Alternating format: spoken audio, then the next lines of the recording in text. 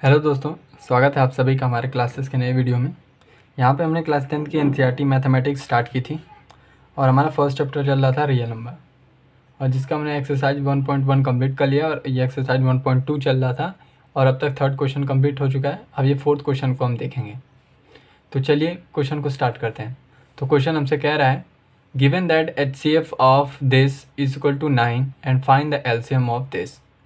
तो simple question है, इसको बिल्कुल आराम से आप कर सकते हैं, लेकिन फिर भी मैं बता देता हूँ इसको। HCF आपको निकालना है, ठीक। सॉरी, इसमें HCF आपको गिवन है, ठीक, जो कि 9 है। ऐसे आप यहाँ पे देख सकते हैं कि HCF इसका क्या 9 यहाँ पे गिवन है। हमको क्या निकालना है, LCM निकालना है। किसका? इसी नंबर का। तो आपको फॉर्मूला पता है कि पिछले फॉर्मूला जो था इसमें कि LCM into HCF equal to product of a number के बराबर होता है, ठीक।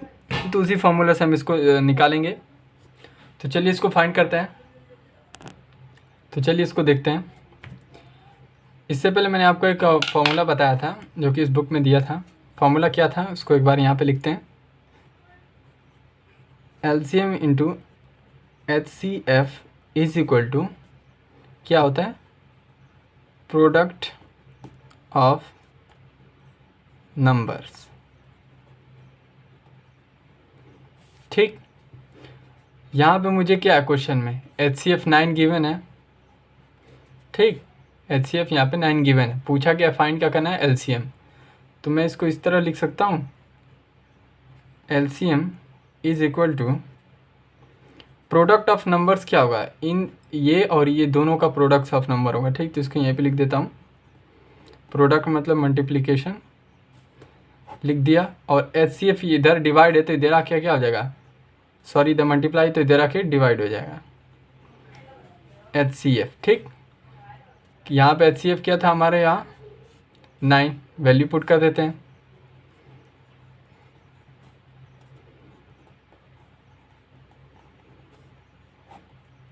नहीं, ठीक। सिंपली अब इसको सॉल्व करेंगे और आंसर हमारा आ जाएगा। तो यहाँ पे इसकी वैल्यू हो जाएगी 2, इसका मल्टीप्लाई करेंगे फिर 9 से डिवाइड कर देंगे 8। ये आ गया हमारा आंसर LCM, ठीक। बस इतना ही क्वेश्चन था, ख़त्म हो गया। और ये फोर्थ क्वेश्चन कंप्लीट होता है। अब चलिए फिफ्थ क्वेश्चन को देखते हैं। यहाँ पे फिफ्थ क्वेश्चन हमसे कह रहा है कि चेक वेदर 6 की पावर n हमें गिवन है, can end with the digit 0। क्या n की पावर पे अगर, ठीक, जो n यहाँ पे गिवन है, अगर नेचुरल नंबर कोई पुट करेंगे, ठीक, कोई भी नंबर, तो क्या वो वैल्यू 0 आपके बराबर आ सकती है for any natural number n। तो ये चीज़ हमें प्रूफ करनी है। तो ये चीज़ कैसे होगी, तो सबसे पहले नेचुरल नंबर तो सभी को पता होगा, नेचुरल नंबर क्या होते हैं, नेचुरल नंबर जो 1 से स्टार्ट होते हैं, ठीक, positive integer 1 2 3 comma dot dot, इसको हम क्या बोलते हैं, नेचुरल नंबर बोलते हैं। तो क्या इसको कोई भी वैल्यू इसमें से अगर पुट करें n के स्थान पे, तो क्या वैल्यू 0 आ सकती है, यही चीज़ हमें चेक करना है, ठीक। तो छोटा ऐसा क्वेश्चन है, तो देखते हैं। 6 की पावर n जो कि हमें गिवन है, उसको पहले लिखेंगे विल इंड विथ 0, इंड करेगी 0 पर इफ़ इससे एक कम कौन सा है, 6 से कम कौन सा है, 5 ही है ना। तो 5 अगर प्राइम फैक्टर होगा 6 का, तो ये क्या करेगी, 0 पे इंड करेगी। अगर नहीं प्राइम फैक्टर होगा तो नहीं करेगी, ठीक। हमेशा यही याद रखना, ठीक। 6 से एक कम वाली वैल्यू लेंगे, यहाँ पे 5 लेंगे। अगर 5 इसका प्राइम फैक्टर में आता है तो ये 0 पे इंड करेगी, अगर नहीं आता है तो नहीं करेगी। तो क्वेश्चन में लिखेंगे 6 विल बी इंड, ये 0 पे इंड करेगी 6 की पावर n इफ़ 5 जो है is 1 of the prime of 6 का ही क्या हो, एक प्राइम अगर 5 हो तो ये क्या करेगी, 0 पे इंड कर जाएगी। लेकिन इसका चेक कर लेते हैं प्राइम में अगर आता है कि नहीं आता, ठीक। तो सबसे पहले प्राइम फैक्टर निकालते हैं 6 का।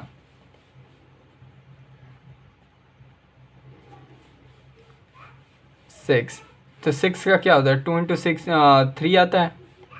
क्या ये इन दोनों में से कोई 5 है? नहीं है, तो हम लिख देंगे कि हेंस देयरफॉर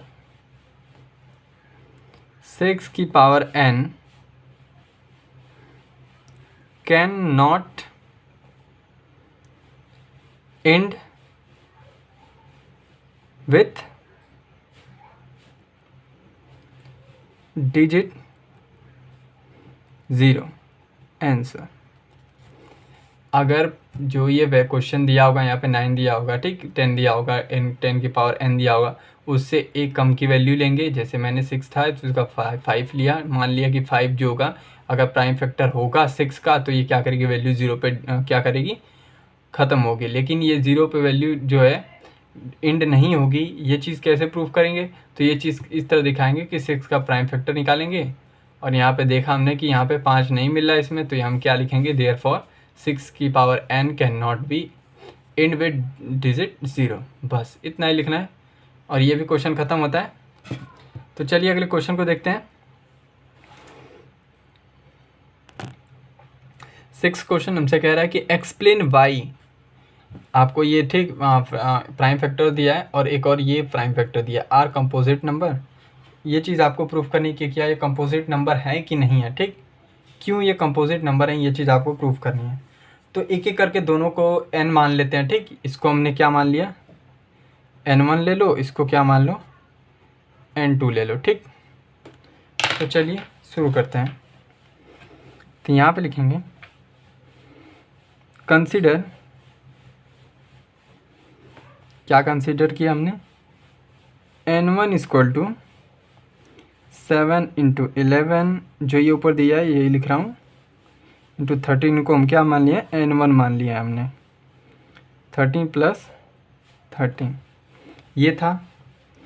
अब इसको क्या करो कि इनमें से जो मतलब 13 मिल रहा है ना, तो 13 को यहाँ से कॉमन निकाल दिया मैंने, 13 को इधर निकाल दिया।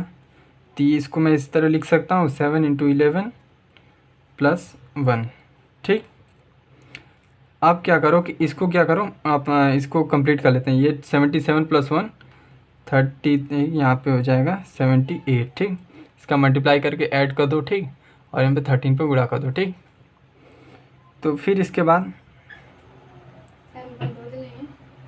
13 इंटू 2 इंटू 2 इक्वल टू 13, ठीक। तो ये दूसरा मतलब पॉसिबल जो इसका होगा वो चीज़ मैंने निकाला है।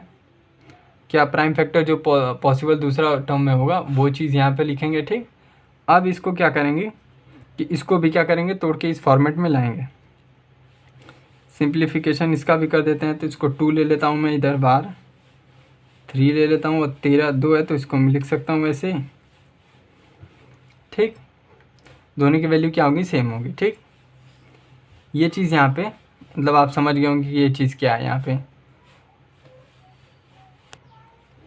यहाँ पे मैंने क्या किया है, ठीक, देखो सबसे पहले यहाँ पे n माना था, जो क्वेश्चन था वही लिखा। इसमें तो 13 को मैंने क्या किया, साइड में कर दिया और इन सबको 7 को 11 को और 13 को इसमें डाल दिया, ठीक। यहाँ से 13 कॉमन निकाल दिया। तो अब क्या होगा कि इसको मल्टीप्लाई करूँगा तो ये हो जाएगा 78, ठीक।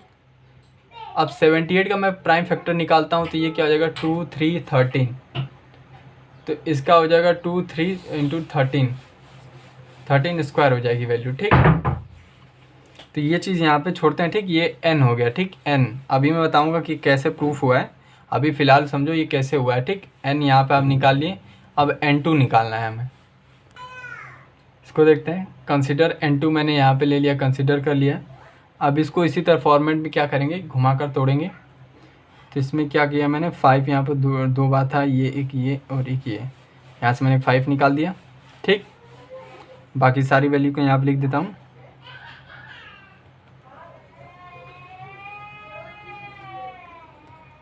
टू इंटू 1 प्लस 1, तो इसका अगर करते हैं तो ये क्या हो जाएगा 5 इंटू, इन सब का क्या कर दो, मल्टीप्लिकेशन कर दो, तो ये आ जाएगा 1999, ठीक। ये n2 हो गया और ये n1 हो गया। अब इसका क्या करना है, अब देखो सबसे पहले एक बार और बता देता हूँ क्योंकि ये थोड़ा कॉम्प्लिकेटेड लग रहा होगा। n पहले वाले को n1 मान लो, दूसरे वाले को n2 मान लो। यहाँ पे कंसिडर करके n1 लिखा, इसमें से 13 ये 2 कॉमन है ना, तो एक बाहर निकाल दो तो क्या बचेगा 17, ये 7 11 और ये 13 गया तो यहाँ पे 1 बच गया। सेम यही चीज़ मैंने यहाँ पे भी किया है, 2 5 मिला, एक ये और एक ये, दोनों में से एक निकाल दिया, सारी वैल्यू लिख दी और लास्ट में यहाँ पे 1 बच जाएगा। ठीक, अब इसका ब्रैकेट के अंदर वाली को क्या करो, जो गुणनखंड है चाहे प्लस इन सब कुछ करके सॉल्व करोगे तो इतनी वैल्यू आएगी, और इसके वाले को भी करोगे तो इतनी वैल्यू आएगी। अब इसका फैक्टराइजेशन कर सकते हो तो इतनी आएगी, नहीं तो इतने पर क्या कर सकते हो, छोड़ सकते हो। इसका भी करोगे तो आएगी कुछ वैल्यू, तो इतना मतलब दिखाना ज़रूरी होता है, इतना छोड़ सकते हैं। इसके बाद क्या लिखेंगे, मेन लाइन अब ये लिखा जाएगा, यहाँ पर लिखेंगे both n1 and n2 are expressed as a product of primes. ठीक, प्रोडक्ट ऑफ प्राइम में हम क्या कर सकते, इस वैल्यू को हमने क्या किया, फाइंड किया है। ठीक, एक्सप्रेस कर सकते हैं, वही चीज़ हमने इसको दिखाया है। ये तो दिया था, इसको और भी तरीक़ों से हम क्या कर सकते हैं, दिखा सकते हैं। तो यही हमने तरीका 2 निकाल के यहाँ पे दिखा दिया। तो वही चीज़ मैंने लिखा है कि both n1 and n2 are the express as a product of primes. तो आप भी कोई भी तरीका लगा सकते हो। ठीक, तो इसका मतलब कोई और 7 को आगे पीछे करके कोई मतलब ब्रैकेट के अंदर वैल्यू बना लेना, और बस आपको ये चीज़ दिखानी है कि जो आपने n1 माना है ना, उससे आप डिफरेंट वैल्यू कोई बना सकते हो। ठीक, तो इसका भी मैंने एक डिफरेंट बनाया, इसका भी एक डिफरेंट बनाया। ठीक, इसका तो 2 बार बना दे, इसका 1 बार बना दे, इतना काफ़ी है। तो वही चीज़ लिखा है मैंने कि both n1 and n2 are the express as product of primes. तो प्रोडक्ट ऑफ प्राइम्स के और भी तरीक़ों में हम इसको एक्सप्रेस कर सकते हैं। इसके बाद मेन लाइन लिखेंगे देयरफॉर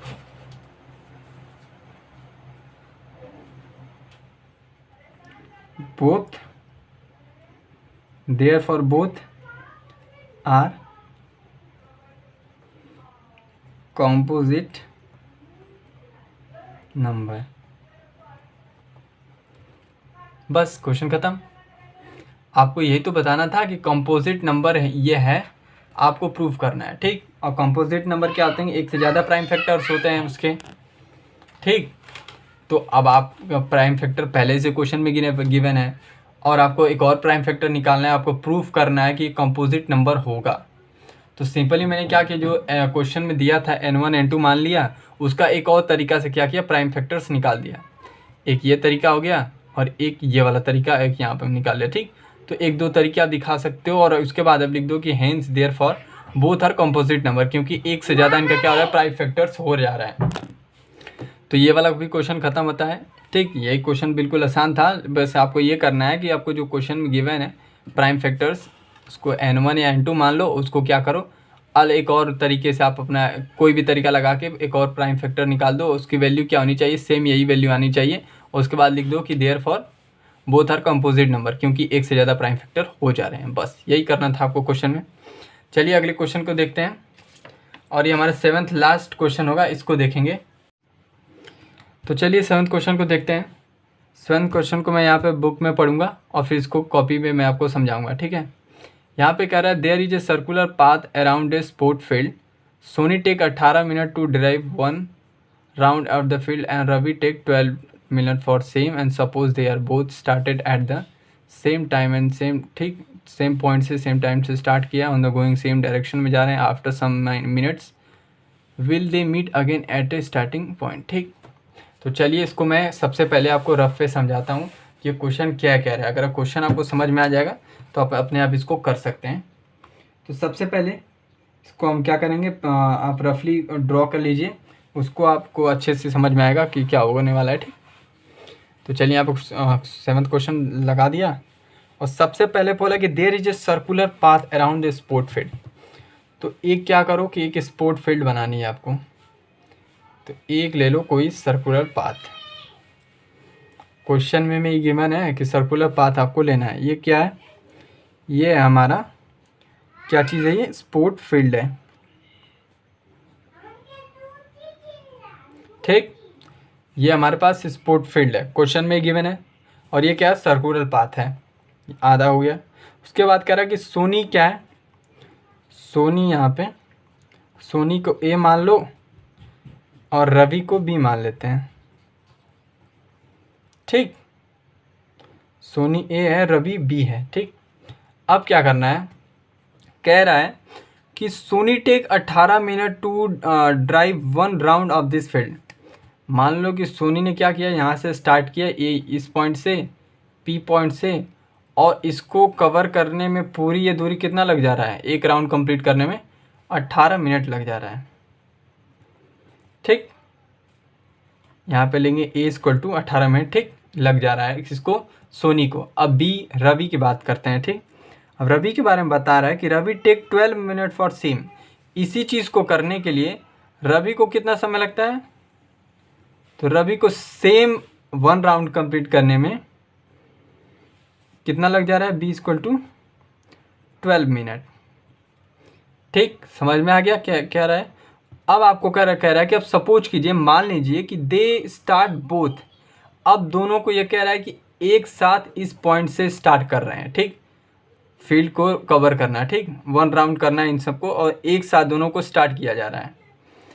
अब आपसे कह रहा है कि ये सेम पॉइंट से स्टार्ट कर रहे हैं। ठीक, मान लीजिए कि पी पॉइंट से इन्होंने क्या किया है, स्टार्ट किया। अब कह रहा है कि सेम टाइम पे भी स्टार्ट कर रहे हैं, सेम टाइम पे भी स्टार्ट कर रहे हैं। ठीक, और सेम डायरेक्शन में भी क्या करेंगे, दौड़ेंगे, यानी कि इसी डायरेक्शन में दोनों क्या करेंगे, चलेंगे। ठीक, और यही वाली डायरेक्शन आपको कवर करने के बाद ये यहाँ पर क्या हो जाएंगे, पहुँच जाएंगे फिर। ठीक, अब क्या करना है आपको, आगे कह रहा है कि after how minute will meet they again in same starting point. अब आपसे पूछा कितने मिनट बाद वो इस पॉइंट पे दोनों मीट करेंगे। दोनों में डिफरेंस है। क्वेश्चन काफ़ी आसान है, लेकिन ये थोड़ा घुमावदार क्वेश्चन है। तो आप यहाँ पे इसको देखिए, एक लाइन का क्वेश्चन है, इसको हम लिखेंगे यहाँ पे, सॉल्यूशन लिखिए, चाहे आंसर लिख के आप लिख सकते हैं। ठीक, तो यहाँ पे लिखेंगे answer.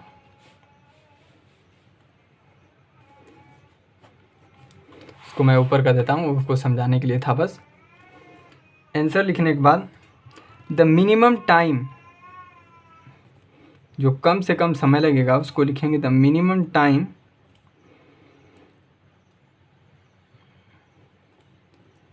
When Soni and Ravi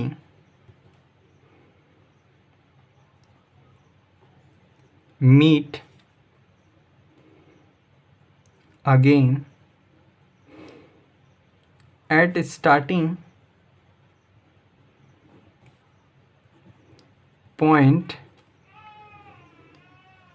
will be किसके बराबर होगा, the LCM of 18 minute and 12 minute. इन दोनों के एलसीएम के बराबर मिनट पे क्या करेंगे, वो सेम टाइम पे मीट करेंगे। तो एलसीएम निकालना तो आपको आता ही होगा। ठीक, अगर नहीं आता तो पिछली वीडियो में तो आराम से आ गया होगा, फिर भी मैं दिखा देता हूँ, मेरा काम ही दिखाना है। ठीक, यहाँ पे 18 और 12 का यहाँ पे फैक्टराइजेशन करेंगे। 12 का करेंगे यहाँ पे 18 कर लिया। ठीक, दोनों का फैक्टराइजेशन आप रफली कर सकते हैं। इसके बाद आपको प्राइम फैक्टर्स मिलेंगे जो वहाँ पे लिखेंगे। ये कितने टाइम जाएगा, 2 टाइम जाएगा, 6 हो जाएगा, फिर 2 टाइम जाएगा, 3 हो जाएगा, फिर 3 टाइम ख़त्म, 2 बार जाएगा, 9, 3, 3, 3, 1। प्राइम फैक्टर सब लिखिए यहाँ पे। ठीक, 12 इक्वल टू 2 इंटू 3, ये वाली value. 18 equal to 2 into 3 into 3। अब देखो कि इन दोनों में से कॉमन कौन मिल रहा है, एक तो ये मिल गया, एक तो ये मिल गया। तो लिखेंगे LCM of 12 and 18 is equal to क्या होगा, जो कॉमन वाली चीज़ें होती हैं ना, उनमें से कोई एक ही लेना होता है। तो इन दोनों में से कोई एक ले लिया। ठीक, जो बची हुई वैल्यू है सबको लिख दो। अब इन दोनों में से भी क्या लिया मैंने, एक ही ले लिया। अब इसको मल्टीप्लाई करो, ये हो जाएगा 4, ये हो जाएगा 9, कितना आ गया 36। LCM क्या हो जाएगा 36। तो ये 36 मिनट बाद क्या करेंगे, मीट कर जाएंगे। बस यही क्वेश्चन ख़त्म हो गया। LCM इस तरह निकालते हैं। LCM निकालना अब तक नहीं सीखा था तो अब सीख जाओ, क्योंकि आगे ये बहुत काम आने वाला है। तो ये LCM ऐसे निकालना है, 2 को फिर प्राइम फैक्टर्स निकालेंगे, उसके बाद जो कॉमन वाली चीज़ होंगी में से एक लेंगे और सारी वैल्यू यहाँ पे निकाल कर इसको ऐड कर दें, मल्टीप्लाई करके वैल्यू देख लेंगे कितना आएगा, वही होगा आपका LCM। ठीक, लास्ट लाइन यहाँ पे लिखते हैं और क्वेश्चन को ख़त्म करते हैं। Hence they will meet each other. ठीक, ये एक दूसरे से मिलेंगे एट ए, कहाँ पे मिलना था इनको, स्टार्टिंग पॉइंट पे। स्टार्टिंग पॉइंट कब मिलेंगे, 36 मिनट बाद। ठीक है, समझ गए। यहीं पे क्वेश्चन क्या होता है, ख़त्म होता है। तो एक बार इसको देख लो कैसे करना है। ये तो रफली बताया था, इसको आप इग्नोर कर सकते हैं। यहाँ से क्वेश्चन आपको कंप्लीट करना है। यहाँ से लिखेंगे ये लाइन, फिर ये लाइन लिख देंगे और LCM यहाँ पे आप निकाल के दिखा देंगे कि आपने LCM कैसे निकाला है। ठीक, क्वेश्चन ख़त्म, एक्सरसाइज ख़त्म। तो यहाँ पे ये एक्सरसाइज कौन सी थी, 1.2 एंड होती है। अगली एक्सरसाइज हम स्टार्ट करेंगे कौन सी, एक्सरसाइज नंबर 1.3। ठीक, अब एक्सरसाइज 1.3 कंप्लीट किया जाएगा। तब तक के लिए पढ़ते रहिए। अगर वीडियो आपको अच्छा लगा हो तो प्लीज़ चैनल को लाइक कीजिए, चैनल को सब्सक्राइब कीजिए। अगर कोई डाउट हो फिर भी रह जा रहा है तो आप उसको बता दीजिए, मैं उसको अगले वीडियो में कवर कर दूंगा।